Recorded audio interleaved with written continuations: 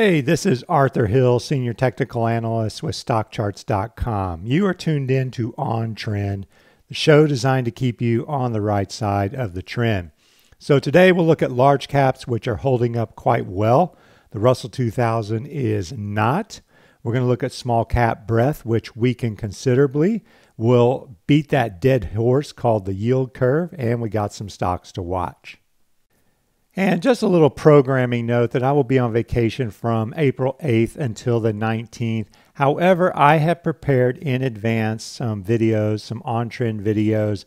April 9th and 11th, I've got a two-part series on using RSI for trend following and momentum strategies. On Tuesday, April 16th, I'll do finding, tracking, and analyzing growth stocks. And on Thursday, April 18th, I'm going to go over a weight of the evidence approach using breadth indicators.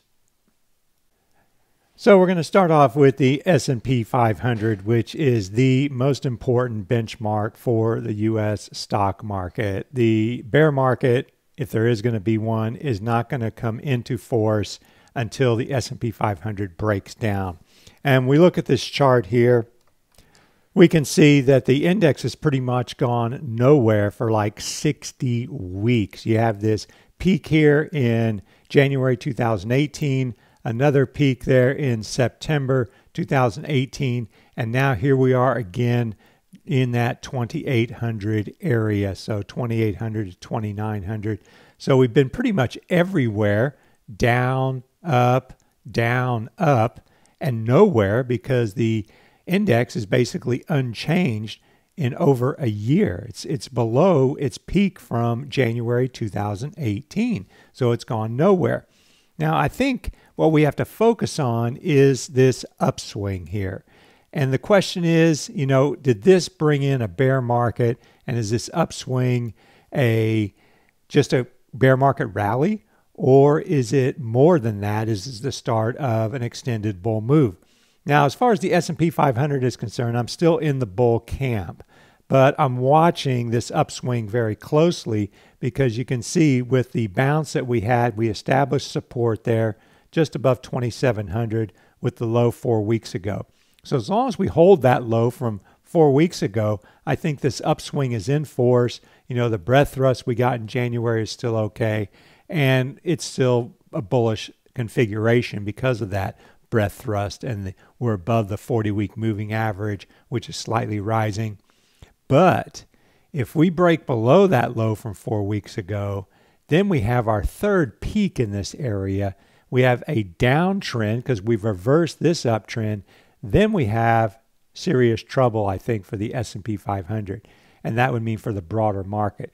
It hasn't happened yet, but that's what to watch going forward. Now, if we look at the indicator window, we've got RSI with some classic bull and bear ranges. A bull range is from 40 to 80, typically support in that 40 to 50 zone. A bear range extends from 20 to 60, typically resistance in the 50 to 60 zone, that red area you see. And so here you can see we broke that bull zone, and that's when I mark the red bear zone resistance. And then we broke the bear zone, and that's when I mark the green bull zone support. And you can see there in October, we broke bull zone support, and we've rallied, and so I added the bear red zone resistance, and we haven't yet gotten above 60. So according to RSI, we still have a bearish configuration, and that brings up the big paradox in this stock market. The S&P 500 had this big advance in January with a breadth thrust and an incredibly strong upside breadth in 2019, and got above the 40-week moving average and the 200-day moving average. But RSI did not make it back above 60 to get into what would be a new bull range. So that would be the next hurdle. And look out, though, if RSI does move below 50 and we break support, I think that's going to signal a downturn that could lead to a move back down toward the mid 2,500 area. Now, we all know that the S&P 500 is a cap-weighted index, and it it accounts for around 80% of the investable U.S. stock market. More money is benchmarked to the S&P 500 than any other index, but it does favor large caps. And if you want to get a better idea of what the average stock is doing within the S&P 500, then you need to look at the S&P 500 Equal Weight Index. $SPXEW is that symbol. There is, of course, an ETF. Symbol is RSP. So if we look at this index, we can see that, again, it's gone nowhere in over a year. And we had this period when we went down for pretty much a year, a big corrective pattern. And here, this is different, of course, because look at the size of that decline. And then we got this big move back up. And again, we're firming, but it's a question of what happens in this 4,100 area. As long as we hold here, then the bulls get the benefit of the doubt. But if we break below that level, we'll call it 4,100. We close below 4,100 or that low from 4 weeks ago. That's going to be the negative there. And you can see RSI has yet to make it above 60, so it's still in its bear range. Now, the trouble starts when we start looking at the smaller stocks in the market. And the smaller stocks, keep in mind, have higher betas. And a beta is how much a stock moves relative to the broader market. If you have a beta of 2, that means the stock tends to move twice as much as the broader market. So if the S&P is up 1%, that stock's up 2%. Stocks with higher betas have higher risk, and most of those stocks can be found in the Russell 2000. It's the high risk end of the market. And yeah, it's been called the canary in the coal mine. And I'm not really concerned with relative weakness. If the Russell 2000 is up, but up less than the S&P 500, that doesn't concern me. Up is up. That's still buying pressure is outpacing selling pressure. I do get concerned, however, when the Russell 2000 is down and the S&P 500 is up. And we do have that situation over the last 4 or so weeks. And if you look at the Russell 2000, it presents us with a conundrum. You look at the weekly chart over this 4-year time span, and you say, well, is this a continuation of the October-December decline? Because if you look at the way this chart is set up, you had a nice advance, and every time you hit the 40-week, you recovered and bounced, and you kept hitting new highs. And then we had the big breakdown in October and December. And we had this big move back up. But look at where we're failing, at the falling 40-week moving average. Here, the 40-week was rising. And now the 40-week is falling, and we're challenging it from under. In other words, we tried to break above it, but now we're back below it, and we're reversing near that 61.8% retracement. So this looks like a 2 steps down and then a 1 step up. It's kind of the reverse of 2 steps forward, 1 step back. And you clearly had a lower low here. And so this may be a corrective move. And this breakdown that we've seen over the last 4 weeks is signaling a continuation of that October-December decline. So the Russell 2000 has a bearish configuration on the weekly chart. But of course, there's always 2 sides to every argument. Yes, technical analysis is a bit like economics. There are 2 sides. You'll never meet a one-handed economist, and you'll never meet a technical analyst that doesn't see the other side as well. Well, sometimes you will, but there is an other side, and we do need to be aware of that. We need to keep an open mind of what is the alternative to this bearish scenario. So we had a pretty strong down day on Friday, and that pushed the 80% indicators below 80% for mid caps and small caps. There you can see MID 80% moving below 80%, and SML 80% moving below 80% and to its lowest level since early December. And if you look back here, you can see we had all 3 move below minus 80% in early December, and that marked the high there in December, and we had the decline into December 24th. And that decline ended with a bullish breadth thrust when all 3 moved above plus 80%. So that shows really lopsided participation. Above 80% on the upside, below minus 80% on the downside. It's kind of like a one-day thrust, if you will. So what we saw on Friday, the S&P 500 didn't go below minus 80%. So large caps continue to hold up better than small caps. But this breadth thrust is a concern because it shows a lot of selling pressure within a lot of stocks. So now let's look at the percentage of stocks above the 200-day EMA, and we're going to focus on this indicator for the S&P 500, the S&P MidCap 400, and the S&P SmallCap 600. And you can see the S&P 500 was the first to get that critical mass in uptrends when it moved above 60% there in the early part of February. Mid-caps followed suit with a move above 60% in mid-February, and small caps a few days later. But now, fast forward, and we can see that on Friday, small cap percent above 200-day EMA moved below 40%. So that means the vast majority of stocks in the S&P SmallCap 600 are below their 200-day EMA. And that shows the majority of stocks in that index in downtrends. And you can see mid-caps move below 50%.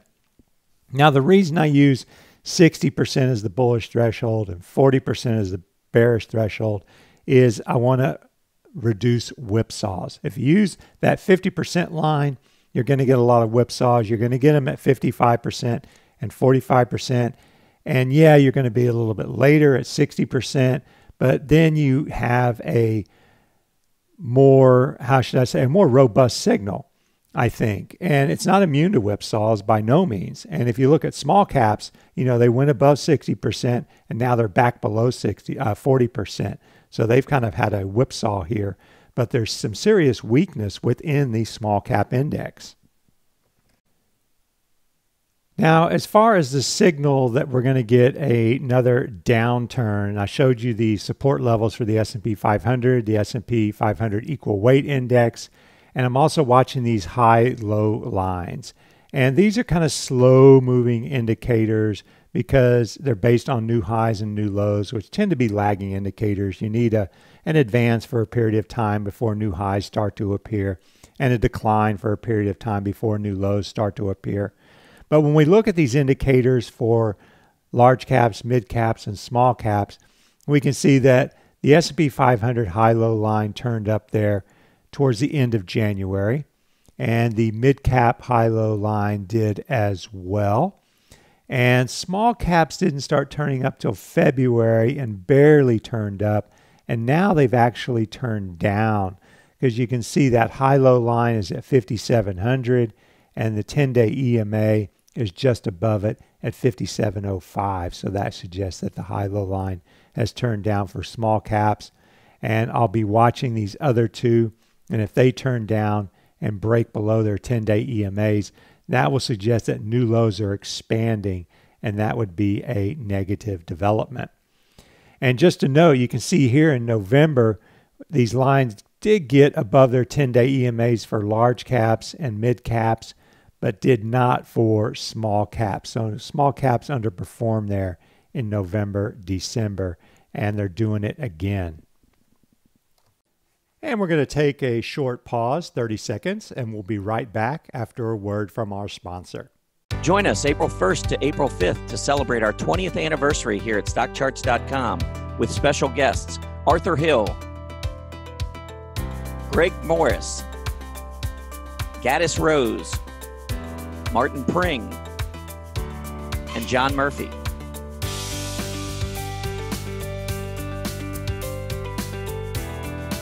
Tune in to Market Watchers Live at 12 p.m. Eastern Standard Time during the week of April 1st to April 5th to help us celebrate. All right, so at the risk of beating a dead horse, I'm going to show you what 50-something years of yield curve looks like. And I'm going to use the 1 year and the 10-year. So if you subtract the 1 year yield from the 10-year yield, and you can do that on a sharp chart. If I click on this chart, we can see the settings here. And I'll move that over a little bit for you. And so what you do is you just put price as an indicator, and then the first symbol, a minus sign, hash, and then the second symbol. So the 1 year less the 10 year. And so the yield curve inverts when that indicator turns positive. In other words, when the 1 year is greater than the 10 year. And if we look up at the chart, we can see that that did happen last week. This is a weekly chart going back to 1962, it should. It's just a little bit shy of 1962. So I'll click update. Actually, it is going back to 1962. That's about as far back as we have the data here. And you can see that, there were a number of inversions in the 60s and 70s and 80s, and then fewer as we got into the late 80s and into 2000 and 2007. So they didn't last as long then. Here, you had some big inversions, as you can see. And the point I want to make here is that when we think of the yield curve inversion, it might be a great economic indicator, but is it a good indicator for the stock market? We got to divorce ourselves from economics and the stock market. And also, you never want to use the phrase that it's different this time, but it's not different this time. It's different every time. Because when the yield curve inverted back in 89 here, the stock market was a completely different profile. You had General Electric probably at the top of its game, and you didn't have as many ETFs back then, if any. And you go back into the 70s, you didn't have any ETFs, you didn't have any Googles, you didn't have any Facebooks, you didn't have any internet. So every time, even though things can rhyme, every time has its own nuances and its own differences. So when I say beat a dead horse, is because I think everybody and their dog has been talking about the inversion of the yield curve. And there's a really good tweet from Charlie Bolello of Pension Partners. And you can see it here. And it shows the last 9 recessions in the U.S. were all preceded by an inverted yield curve. He uses the 1 year greater than the 10 year. And he says if history repeats, we could see a recession begin within the next 8 to 24 months. Average lead time 14 months. That is an eternity when it comes to the stock market. And then he shows when the first yield curve inversions occurred and the lead time for a recession. Now that doesn't mean, that doesn't tell you what the stock market's going to do. And there's a nice article by Andrew Thrasher, athrasher.com's chartered market technician. He won the Charles Dow Award last year for his paper, A Volatility Tsunami. I'd recommend you reading it. And he talks about the yield curve and how it relates to the stock market. And our very own Greg Schnell wrote an article looking at the yield curve and comparing it to the 10-year yield curve and looking at events in 2000 and 2007. So just to recap on this chart, you can see that we're currently 604 weeks without an inversion. Actually, that ended last week when we had our first inversion. There you can see since 2007, and that was longer than this period from 1990 until 1999. So let's look at some of these inversions here. So here we get our initial inversion in September 1965, and you can see the stock market went up for a little bit for a few months and then went down. And so about a year later, it was down around 20% here.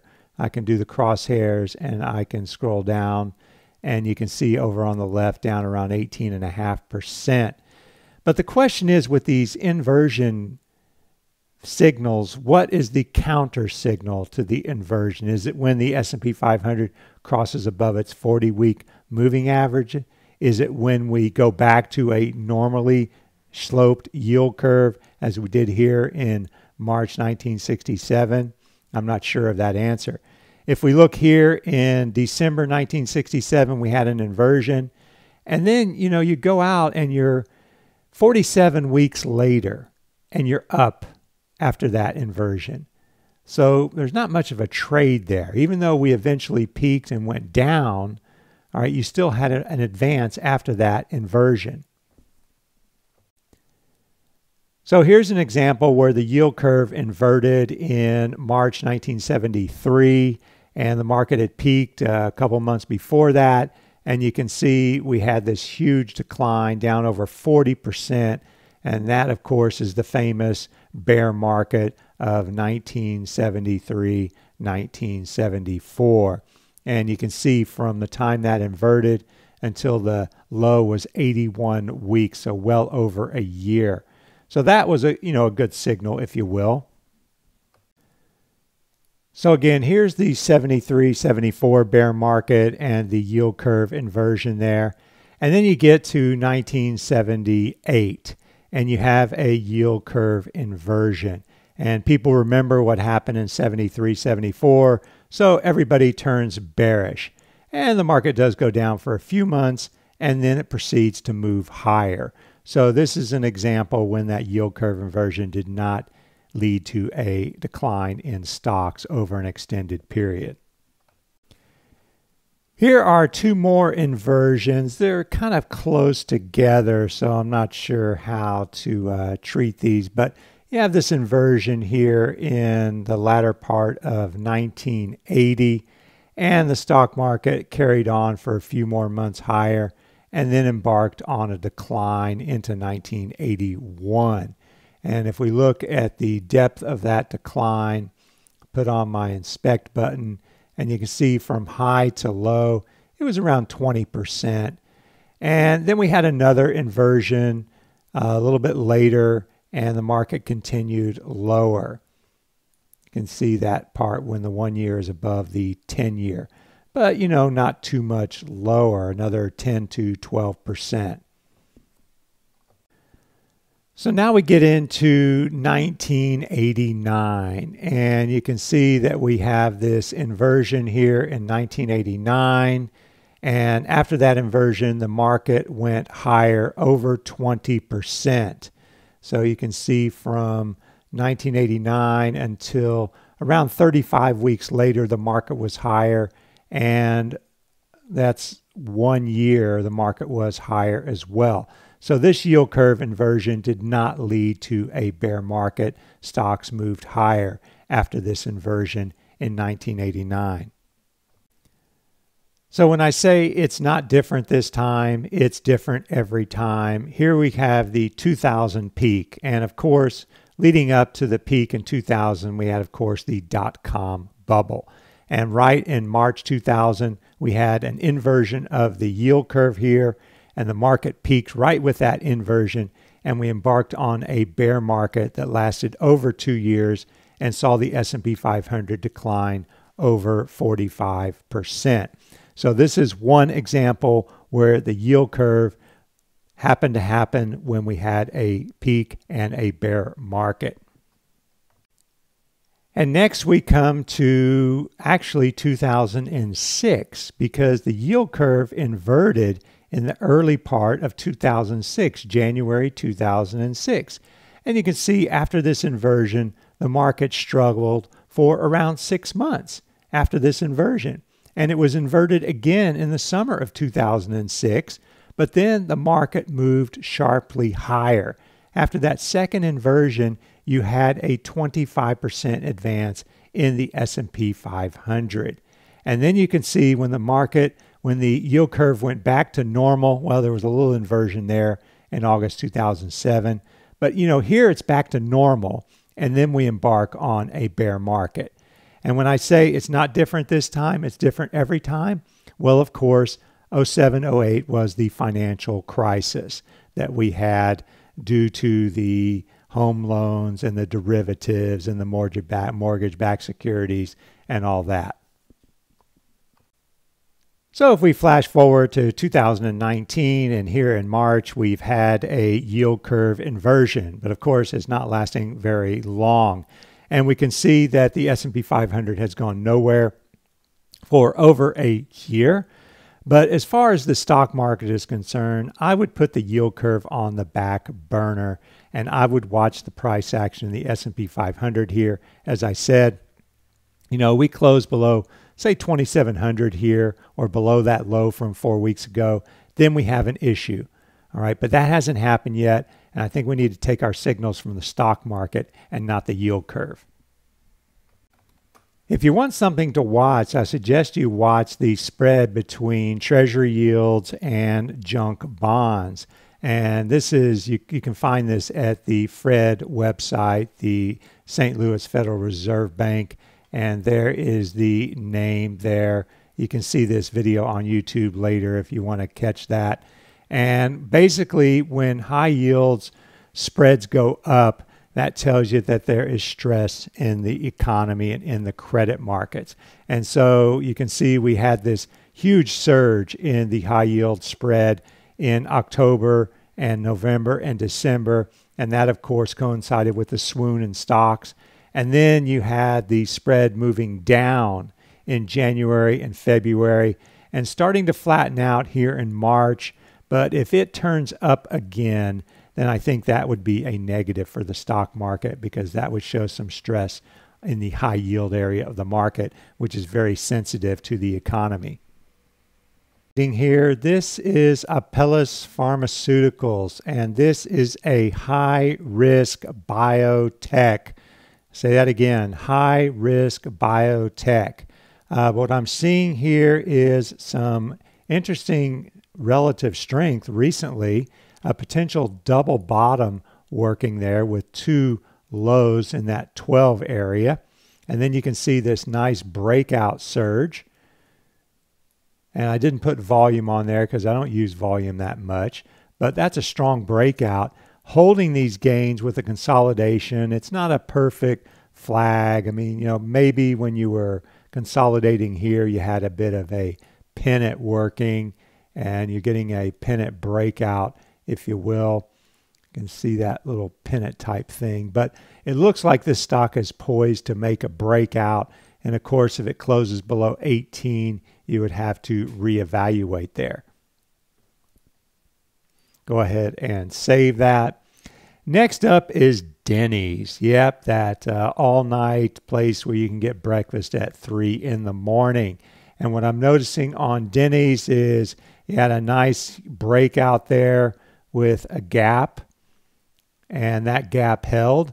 And then we had another consolidation, and we can see that it was kind of like a falling wedge, which is a corrective pattern, and another breakout, and then another consolidation.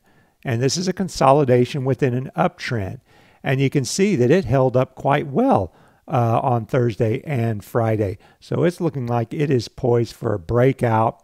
And you can see RSI is holding that bull range. It's held that bull range since the latter part of October. So you can see that momentum, the momentum configuration is bullish. Now here's another one, Tractor Supply, and this also has a cup with handle, but it hasn't been confirmed because you're below rim resistance. You need to get a breakout there. But what we do see is it's not a picture-perfect flag, but you have this advance to rim resistance. You pull back, and we've turned up and already broken out, and that favors further strength and a rim resistance breakout. All right, so that concludes this edition of On Trend. Thanks very much for tuning in, and remember to stay on the right side of the trend. And remember to keep that yield curve on the back burner and keep that chart of the S&P 500 on the front burner. Have a great day.